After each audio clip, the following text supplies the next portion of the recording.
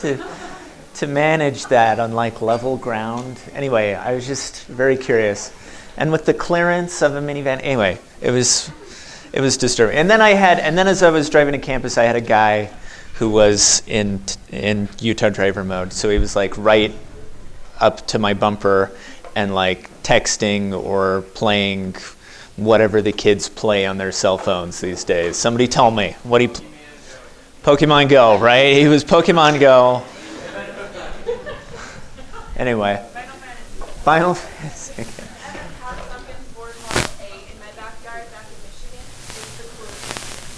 You have a what?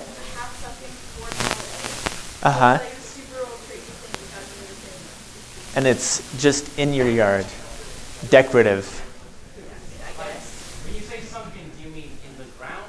Like I mean like in this little marshy pond area about 2 miles from where my actual house was, so it grows much of it. Okay, you said yard. Yard.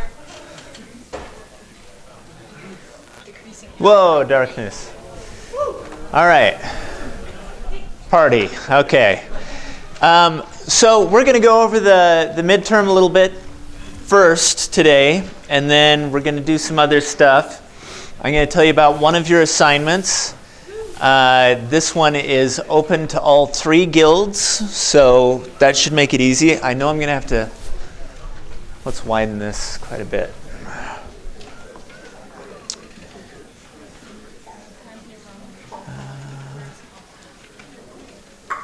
How do I maximize this thing?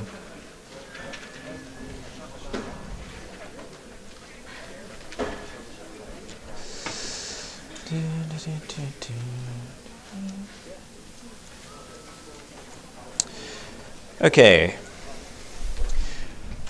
So I'm just going to walk through this. I may ask you questions, right, so that we can kind of get the answers as we go if something seems confusing. One of the things I want to do, oh, this is the wrong version. Hold on. Okay. Is there a reason it's completely dark? Yeah, so that you can see the screen. Is that okay? Is anybody afraid? Does that help? That's better. Let me know when you're comfortable. Is that better? That's pretty good. Okay. Bring it down one. All right. So this is the version I need. Okay. So, all right. Let's walk through this thing and see what we can get. Historical thinking. All right. We kind of talked about this right at the beginning, but what is it? What value does it have? I hate it when these are written in third person, but some of them are. Why does Professor Peterson focus on the why of history? So all of these questions here, right? Okay, anybody remarkably confused on how to answer any of these?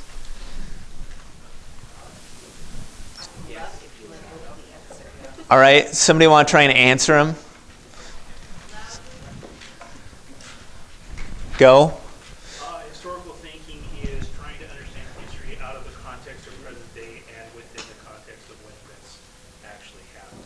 Okay. And the relationship that they had to events prior and following. Okay, good. All that's good. So there's the relationship of events.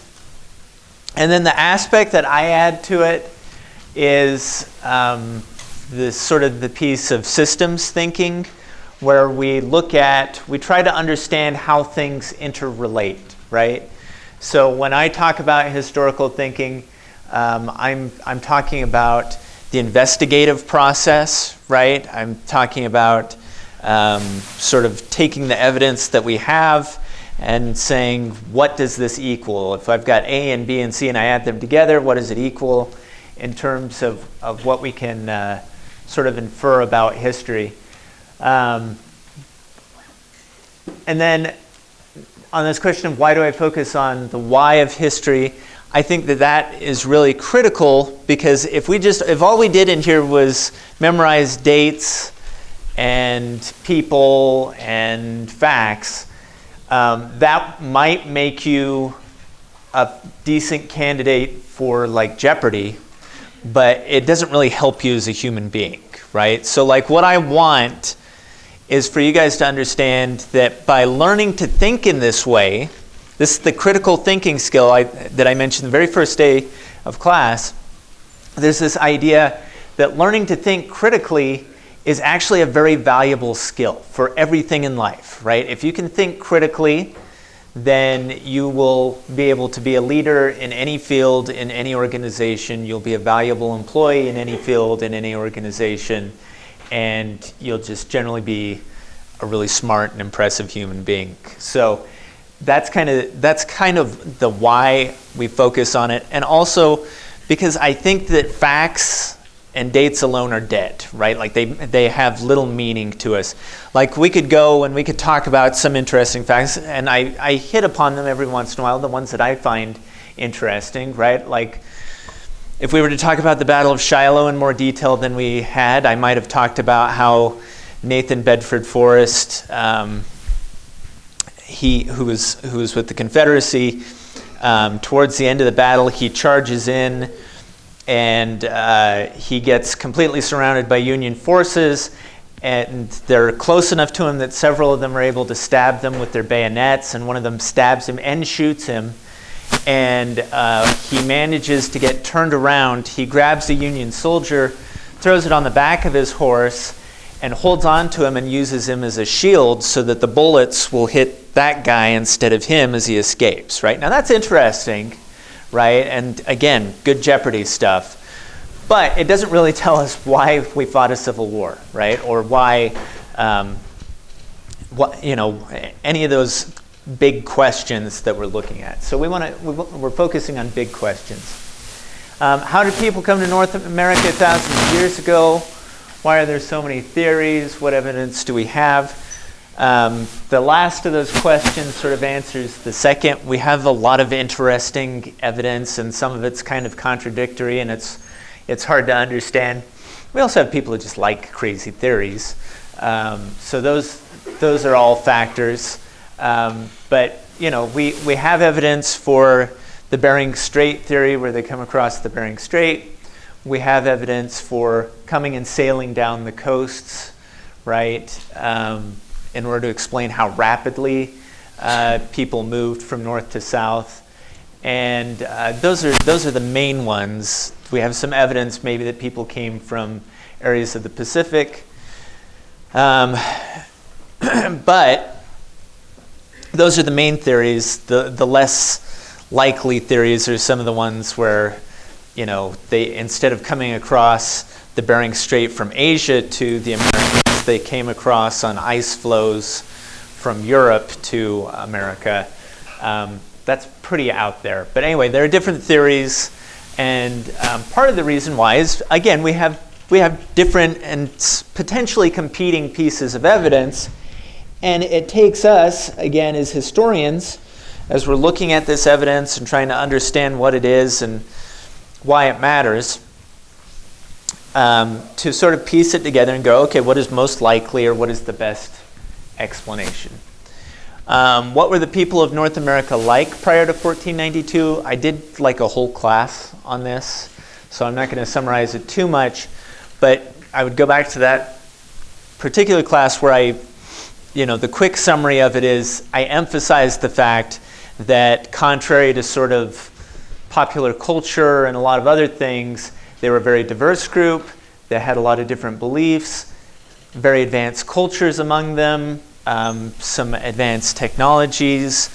They, developed massive cities, right? Like they were not simple savages in the stereotypical fashion that we used to think, nor were they noble savages, right? Like all of them living in perfect harmony with nature and all of that sort of thing.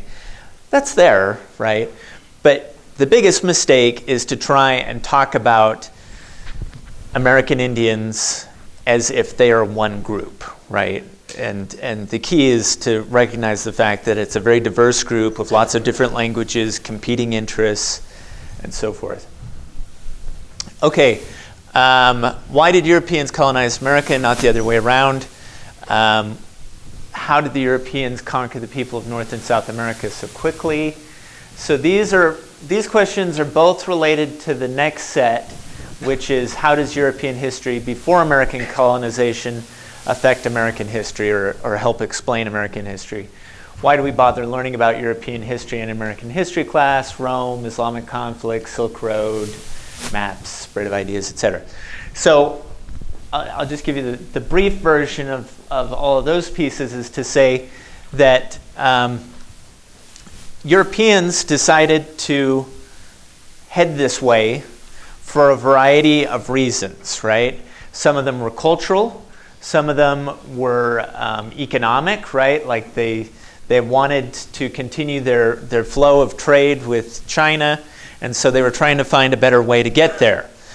And that when you combine that with the fact that the Islamic caliphates had really solidified their control of the Middle East, and that the only way to get through to China was through them, and they didn't have to pay the various tariffs to those Islamic caliphates,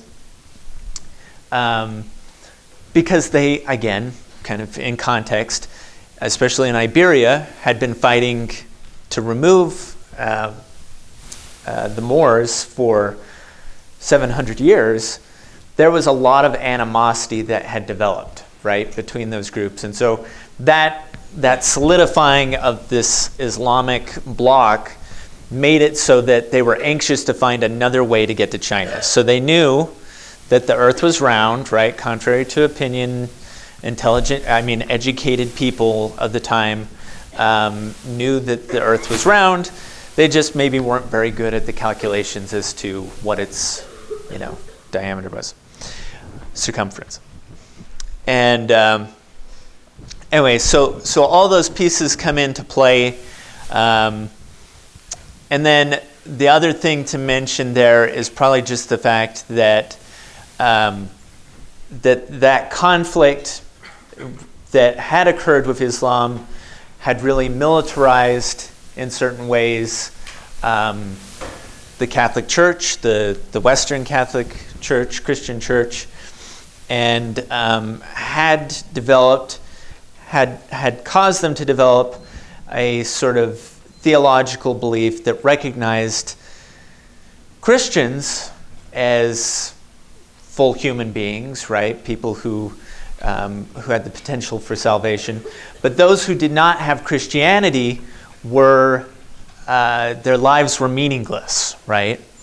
And so therefore, it made sense, or could be justified, to treat them rather horribly, right? Enslave them, put them to work, various other things that go on, which led to the sort of treatment that we see once the Spanish and Portuguese begin to conquer the Americas. Let's see. Where are we at? There's more there. I would just be careful to go over your notes on those things, on those issues, because we spent a fair amount of time on that collection of things. These two, how did this affect the conquest of America? Let me use this thing. Is this thing on? Yeah, take out the thing. No, don't be dead. I need you now, more than ever. Come on. Not working. All right. Let's see, I think I got another thing that lasers. Nope. Yep. Okay.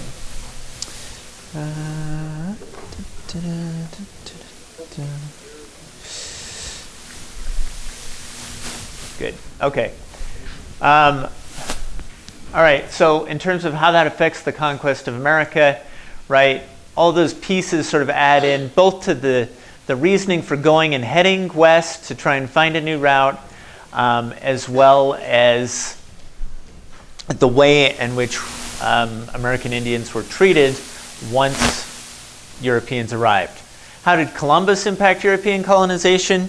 You remember that he is sort of an important hybrid in terms of he's Genovese, which is was a little country in northern Italy that was closely aligned with Spain. He was an ambitious sailor. He'd been on ships since he was 11 years old. And he and others among the Genovese had developed certain types of ships, sails in particular, that allowed for longer distance travel, and they worked closely with Spain. And of course, he was the one who convinced Spain, as it formed into a country, that it was a good idea to try and pursue this western route to China. The Guanche, who are the Guanche?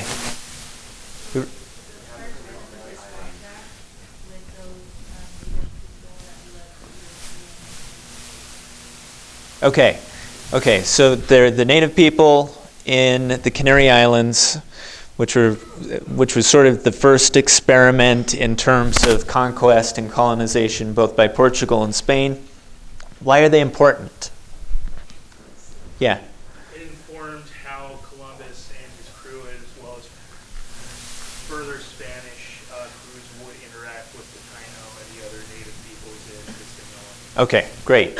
So that's kind of our proving ground, right? That's our testing ground where we learn how we're going to interact with these people who are non-Christian, and therefore, who are they? Okay, the Black Legend. What is the Black Legend? Just shout it out. Did we forget the Black Legend? Who said it? There's so many people in this room. What did you say?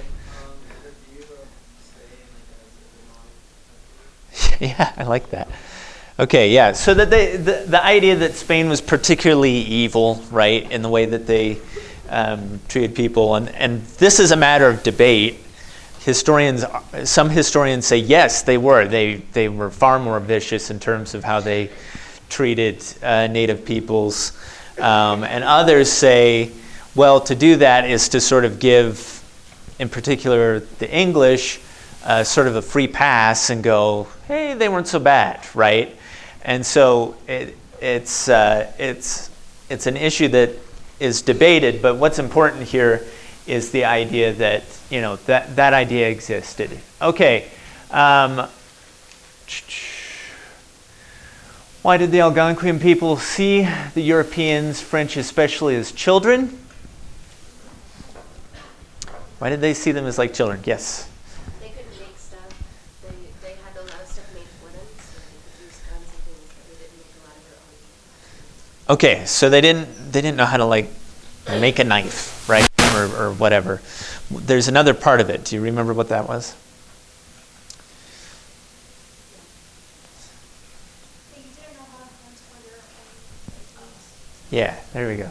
Yeah, so they were crappy hunters, right, basically. By the way, and we could show, when we talk more about the West, we could show a lot of clips, but there are different movies, right? And I'll show you a couple of clips from old movies where it's just kind of embarrassing the way that things are portrayed. There's a movie called They Died with Their Boots On that shows like Custer is this great guy, and anyway, Hollywood reinvents history for us all the time. But one of them that's interesting is Dances with Wolves, which is generally seen as a pretty sympathetic depiction of Native Americans.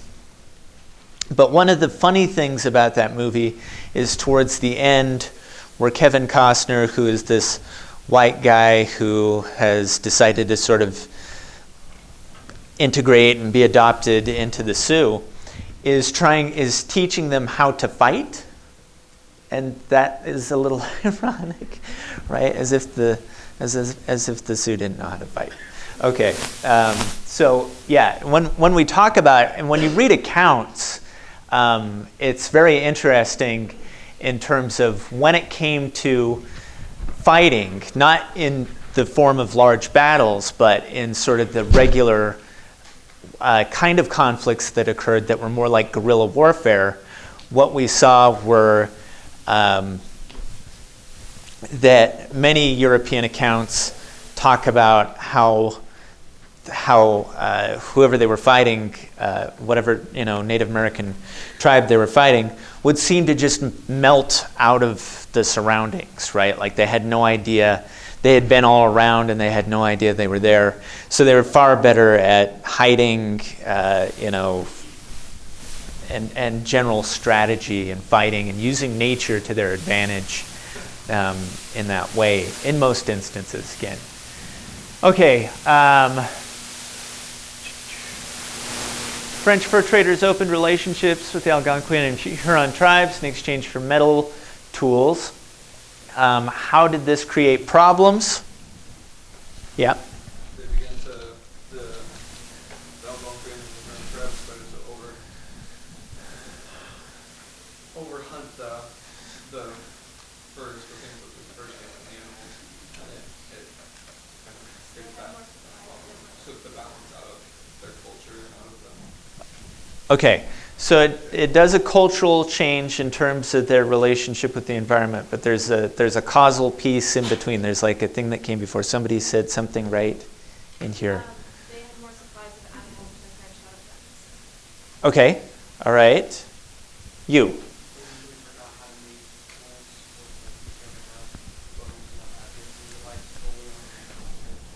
Okay, so there's those two pieces kind of fit together, right? So it's not just that they changed the way in which these tribes interacted with their environment, but they changed the way in which these tribes interacted with their environment because over time the Algonquin became so dependent upon the metal tools and weapons that they received from the French that they could then no longer, they lose the ability and the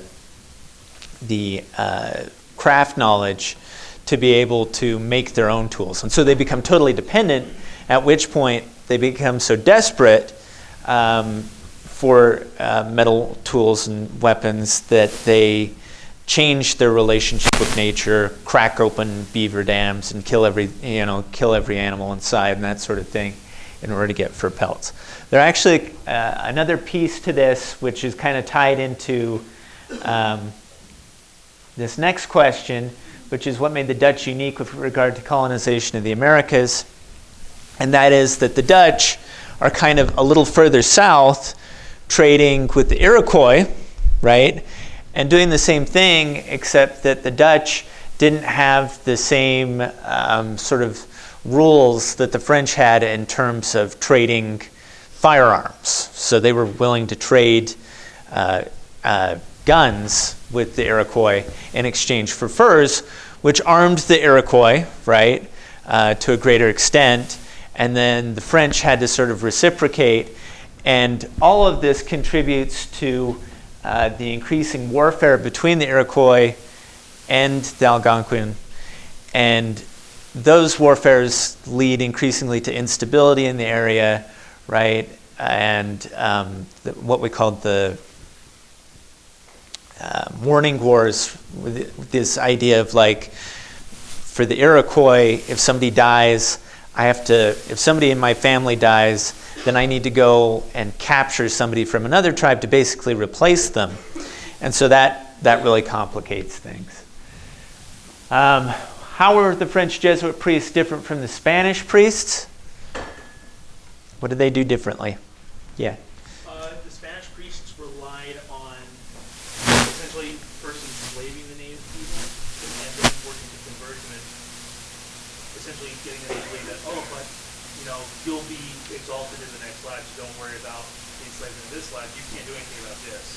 But by behaving well now, you'll be blessed in heaven. Whereas the French Jesuits operate more on an idea of like, well, let's just convert them. Let's be missionaries. Let's you know, is you usually have like one priest in one tribe of Yeah. Native Americans as opposed to completely overwhelming them. Okay.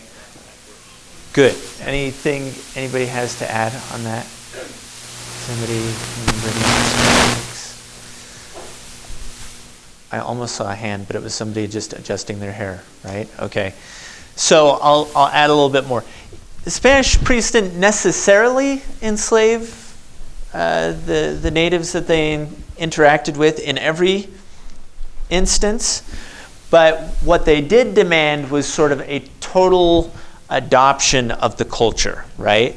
So you learn our language, you're going to learn Spanish, you're going to learn our ways, you're going to learn our culture, in addition to becoming Christian, and it is done in a very forcible manner, whereas the French Jesuits working in this area tried very hard to integrate, right? So they would try to learn the Algonquin language or the Hurons, learn to speak their language, learn to work with their culture,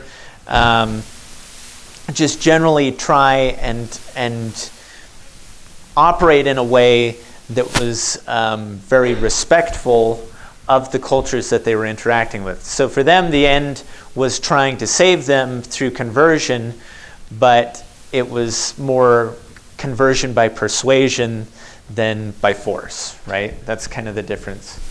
Okay. Is this thing off now? All right. English involvement in colonization to settlement in Virginia. Why was slavery allowed in the American colonies? Do you like it when I read like that? All right. What's the answer? What's that? Industry. Industry? Okay. Necessary for cotton production and for the other things that they were doing. It was easy for them to justify, oh, well, you know, they're enslaving their own people. Right. And they're selling them to us. And in order for us to continue our economic production and maintain strength in the North Atlantic against Spain, we need to have these slaves working these industries so we can maintain an economic presence in the New World. Okay. Anything else to add? Has anybody got anything else? Yes. Say that the cotton didn't allow for to grow like a lot bigger things of cotton, they needed more.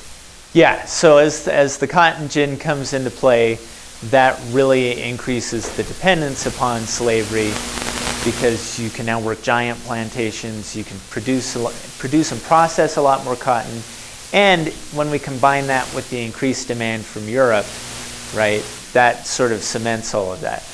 If we go back a little earlier, though, it's important to remember that, in the beginning, like the first set of African slaves that wind up in Virginia are actually treated more like indentured servants, right? There's not this idea of like, I own you as property. That evolves over time. And there's not the racial aspect to it initially either, right? There's not like, you're black, therefore you should be a slave. There's just the same concept, because remember we had indentured servitude, right, being practiced by all of the English colonies where, hey, I want to go to the New World, but I don't have the money. So if you will, Mr. Whoever in Boston, if you will cover my passage, pay for my passage to get there, then I'll work for you for 7 years to sort of pay that off. And then, we part, we go our separate ways. And 7 years is an interesting number in itself. It kind of relates to, again, biblical concepts in terms of the ideas of a jubilee and a year of forgiveness of debts and so forth. So there is a reason why it's that term.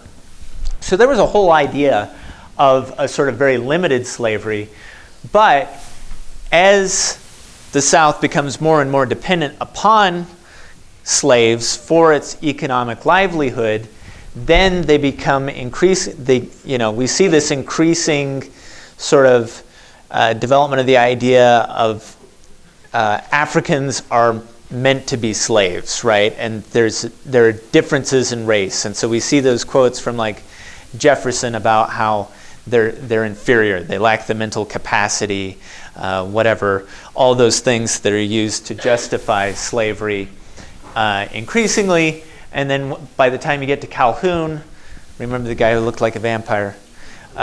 When you get to Calhoun, you have a guy who is just like outright saying that Jefferson's whole thing in the Declaration of Independence about everybody being created equal is a dangerous idea, right? That it's just plain wrong. And so you see that kind of transformation. Okay.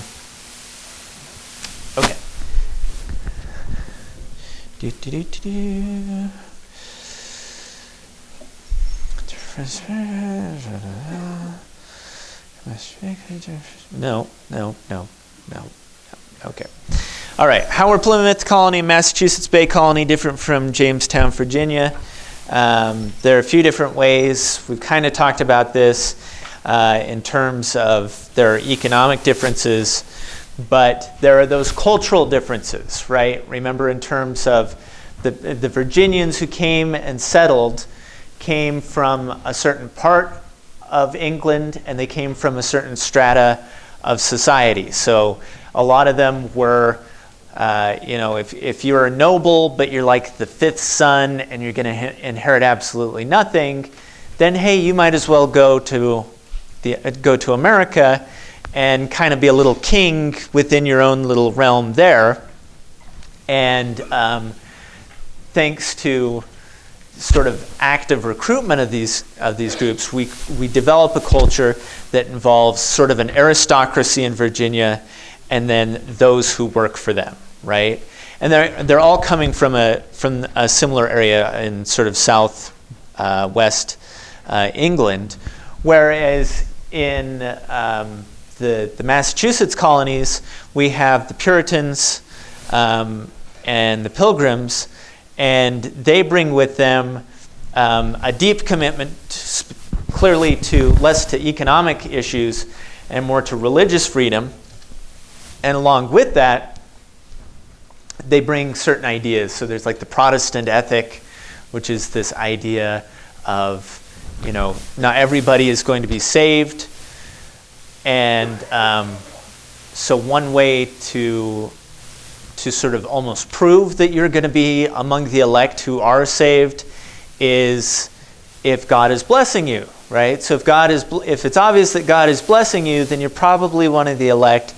So that brings with it a certain work ethic, right? So I'm going to work really hard and basically to prove that I'm one of the elect. It's kind of a, ironic thing that goes on there. But what that meant was that even though growing conditions and farming conditions are terrible in New England, right? 11 months of winter, stuff like that. That's an exaggeration, people, but I did see it snow in late June one time, so it's not that much of an exaggeration. There's this idea that even though they had pretty bad conditions, they were pretty economically successful. They also believed in some ideas that became really important: direct democracy happening at the local level, free education, right? These